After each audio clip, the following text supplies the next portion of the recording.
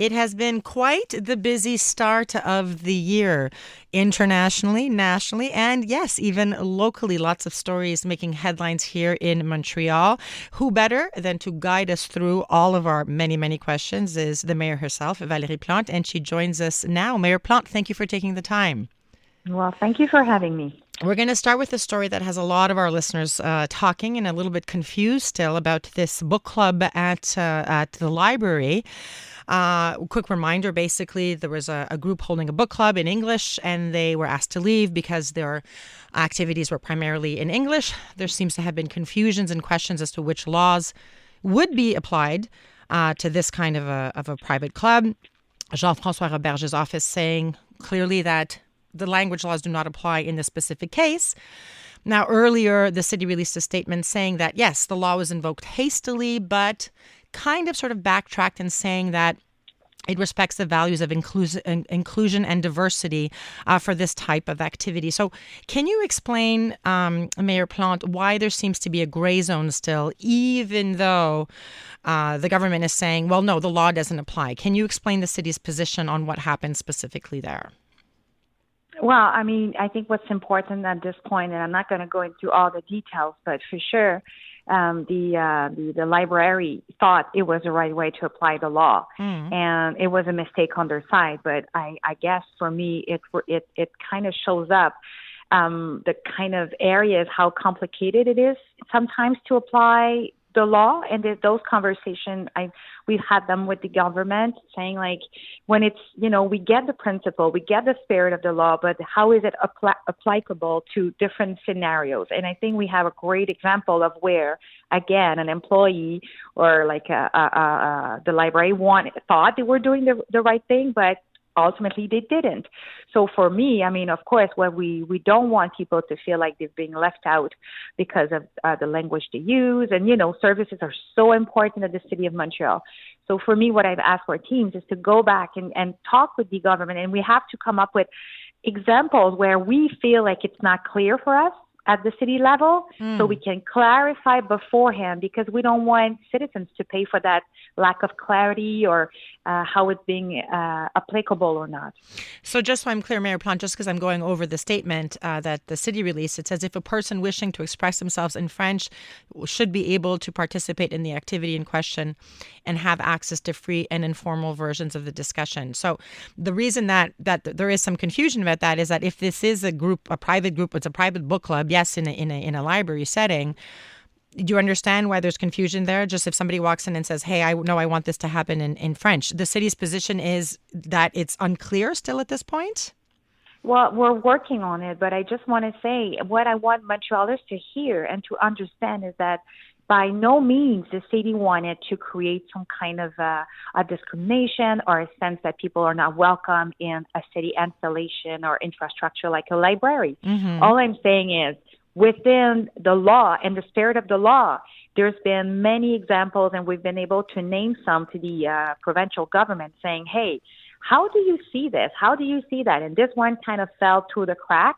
And again, it's a mistake, but it was not done in a way to create a discrimination. So we will go through it. We want to make the right thing. And it's absolutely not, like I said, I want all Montrealers to feel welcome. So there was a lot of talk this week and a lot of, I guess, finger pointing, if you will, between yourself and the provincial government about the homeless situation. You're saying that the Quebec government is turning a blind eye to the humanitarian crisis that the city is facing when it comes to homelessness. The government is essentially saying, no, you're passing the buck. This is your responsibility. We need more housing. Do you agree, first of all, that that the government is turning? You said it, but in the sense of when you're saying they're turning the blind eye, they're actually pointing the finger right back at you. So who should we believe in this situation? Whose fault is this really? Right. Well, I think it's important to say that for me, I feel like I've been saying that their efforts into creating more housing or social housing, and we're working well together on that front. This morning, I was actually announcing 900 units with the minister in charge of housing for the provincial government. So this is moving well. Where I'm saying that I feel that turning a blind eye is on the emergency right now, because there's a lack of space in the emergency shelters.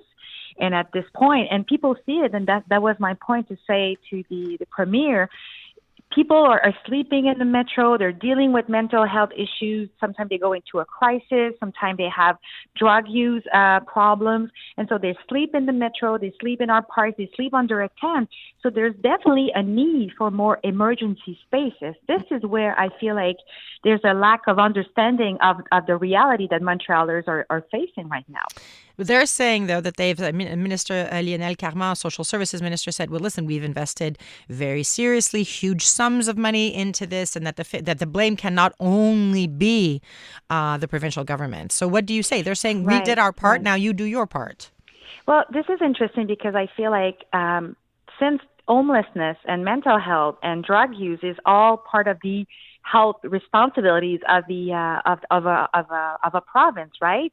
It's a state responsibility. So I have to say I'm a bit not comfortable with this, because I'm wondering, why do we ask Montrealers to use their income tax, which is normal, right? We pay that every year as a Quebecers for those services. Why do we ask Montrealers to pay twice? Because they're saying almost like, well, now use your property taxes for Montrealers to pay for shelters and housing. And to be honest, I hate saying this, but there's a lot of people that don't even come from Montreal. Some people are coming from other areas in Quebec because there's services in Montreal. And if you go downtown, you'll talk to people that are saying like, well, I've been told in my city, in my region, go to Montreal. So this is where I'm not comfortable with that. The city of Montreal has been doing a lot. We've opened shelters without waiting for the government. You know, we invest massively into housing as well. But it's important for me to kind of say, like, Montrealers are not second, how do you say that, second-class citizens, like all Quebecers. Those are services that should be provided by the provincial government. It's interesting that you said that you've heard that other people, homeless people from other communities, from other cities, are coming to Montreal. Right. So you're saying we're footing the bill for a big part of the homeless crisis in Quebec, and so the province has to do more. What exactly would you like to see happening that is not happening right now?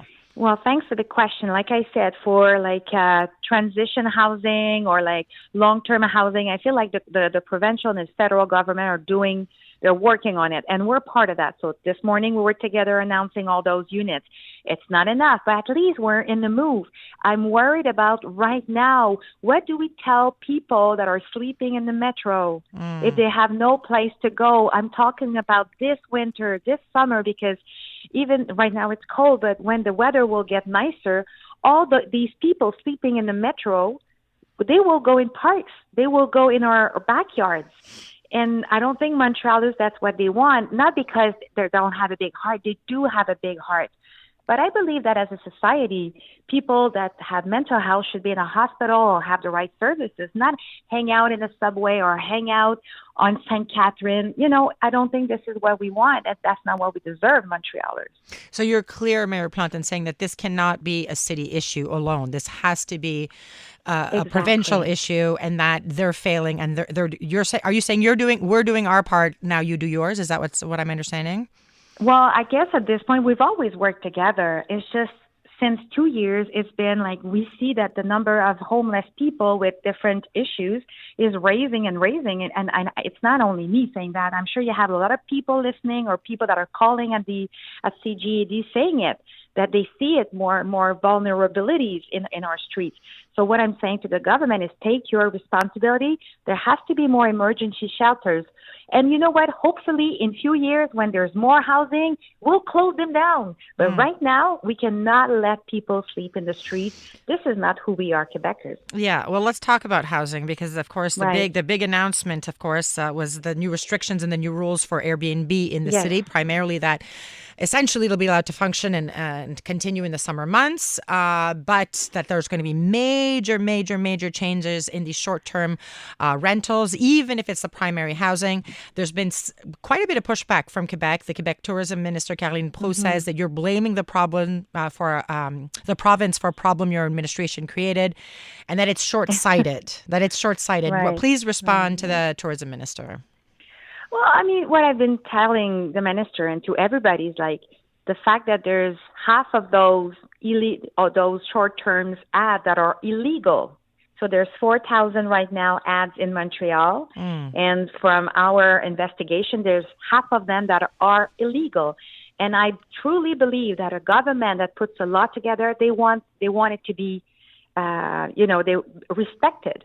And when I put a bylaw together, it's because I want it to be respected. So I feel like what I'm doing today is a great thing. I'm telling citizens, hey, there's illegal right now. There's illegal activities that takes away some housing units for Montrealers. Enough. The law doesn't fill all the gaps. There's too many people being able to navigate, find ways to go around the law. Okay. Well, I'm acting. So there's going to be this bylaw that changes. You're right. The paradigm of it is going to be way easier for the city to give a fine right away. And also what we call a fardeau de la preuve, like the proof will not be anymore on the city. It will be on people that rent. If we find them guilty, they will have to prove that they're not. Because right now, with the law of Quebec, it would take like an inspector from the city of Montreal almost a year to bring all the proof and go in court, and often, we will lose. And by that time, citizens around are like, it's illegal, or there's activities, and I know this is not right, and people are missing, don't have that many options to find a home. So I feel like we're doing the right thing. A law should be respected. So what do you say to people, though? Because you're saying that the burden of proof will now be on the renter. So I know that you're announcing new inspectors that are going to be going out there to sort of see what's going on. But this does affect people who are sort of respecting all the Airbnb rules, who are doing it by the book, and they're saying, well, I haven't done anything. Why am I being punished for this? This is my property. Yes, I'm following the rules. Yes, and I guess this is what we're trying to do also with this, is to say to people that respects the law, but also respects the spirit of the short-term rental spirit, right? Which is, okay, this is my primary home. I'm going out on vacation this summer. I want to rent my home for a few weeks. Well, you can do it, and you won't be punished. The only difference is that in order to fight the illegal activities that are happening in some of the short-term renting, and in order to bring back some of the units that are being used for illegal activities, we need to reduce the time that a primary home, a legal one, will be able to operate. So it will be between June 10 and September 10. Mayor Plante, what they're going to say is that you're letting a couple of bad apples spoil the bunch. But you're saying it's more than a few bad apples? Explain this. Yeah, exactly. Like I said, half of them. So we're thinking that 2,000 illegal ads right now, there's rental that are happening. And we've seen criminal activities.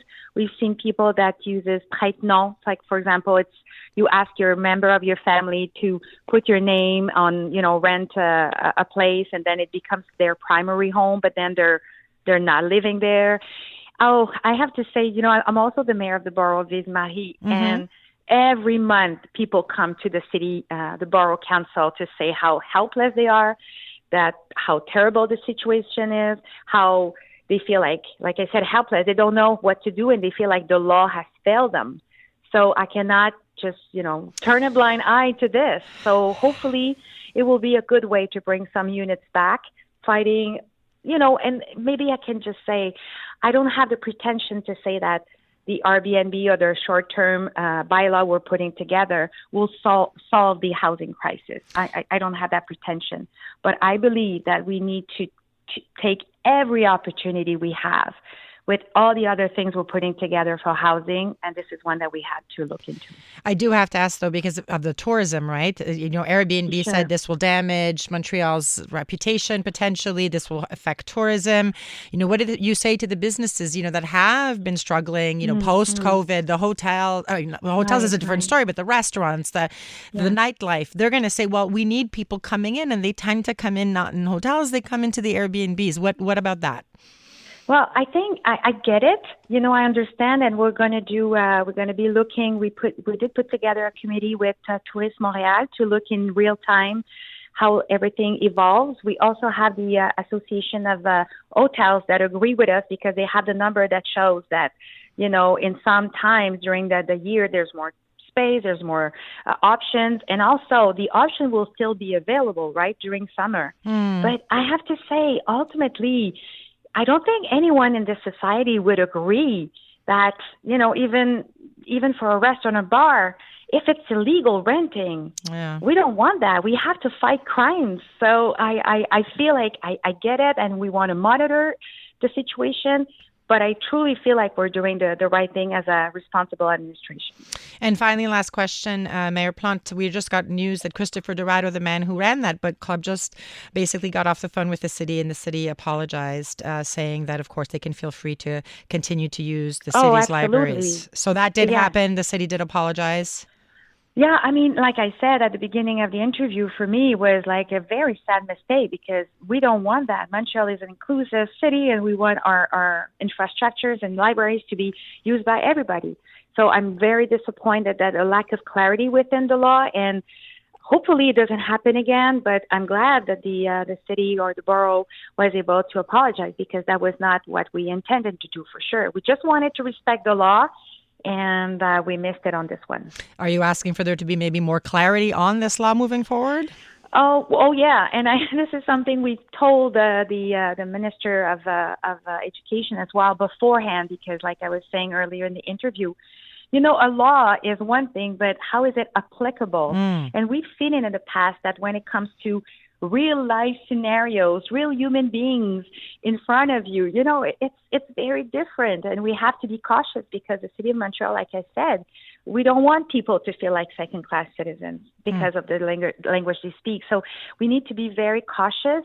That happened, and I feel bad about it, because this is definitely not what we want.